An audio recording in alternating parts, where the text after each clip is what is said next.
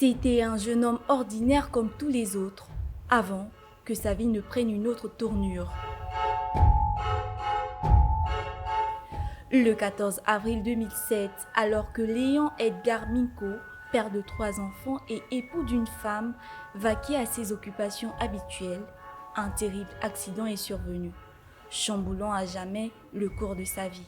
J'ai décidé de continuer à faire ce que j'ai fait et puis tout en me réadaptant, apprenant tout ce qu'il faut faire pour pouvoir le faire. Avec ma situation de déficience visuelle, ma cécité, c'est tout. Au début, c'est normal, c'est une tristesse. Hein.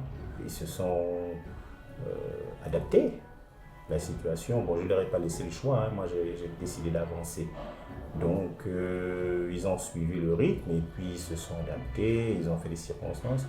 Il faut aussi savoir que la famille dans ce cas-là est vraiment un socle très puissant et porteur parce qu'ils m'ont beaucoup encadré.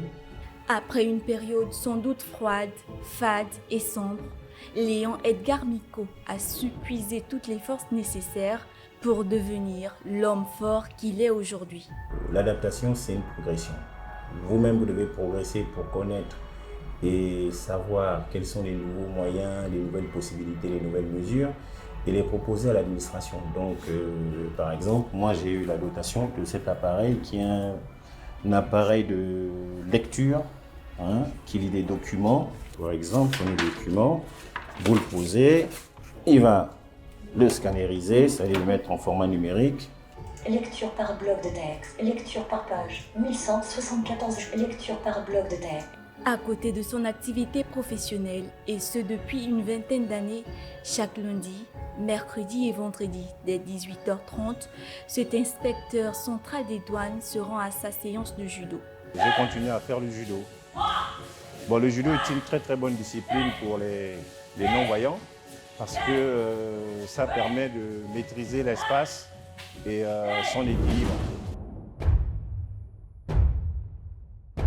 Également membre de l'ANAG, l'Association nationale des aveugles du Gabon, qui regroupe plusieurs autres déficients visuels, Minko Léon Edgar, comme sa présidente, reviennent sur l'implication du natif de Libreville au sein de la dite association.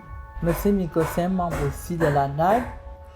Nous faisons beaucoup la formation en locomotion, c'est-à-dire apprendre aux aveugles à se déplacer d'eux-mêmes à l'air de leur canne blanche. Très souvent mis à l'écart pour son handicap, pourtant, le déficient visuel peut largement et à juste titre contribuer au développement du Gabon en fonction des domaines. Et Léon Edgar Minko en est un exemple aujourd'hui parmi tant d'autres.